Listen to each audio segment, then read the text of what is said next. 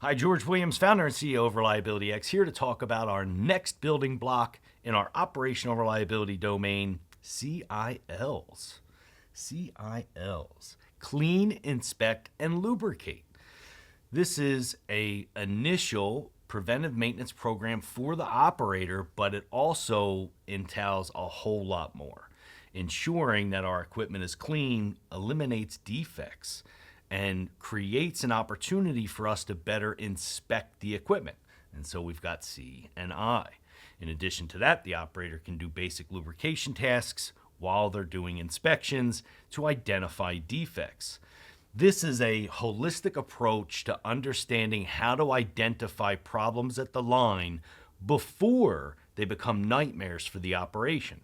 And so we want to regularly inspect our equipment, regularly clean the equipment to ensure optimal performance and a very early identification of defects.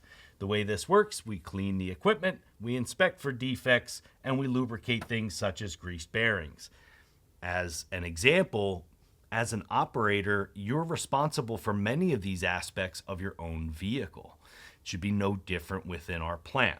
The typical approach to setting up this program is to develop a cleaning standard. Once the cleaning standard is created, we execute against that standard. When the standard is in place, we now begin an auditing process. The whole purpose behind the auditing process is to make sure that we sustain this effort.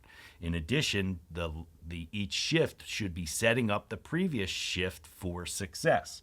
We develop inspection standards and then execute those inspection standards and again audit against the inspection standards until such time that we create a very uniform and sustained approach to clean, inspect, and lubricate.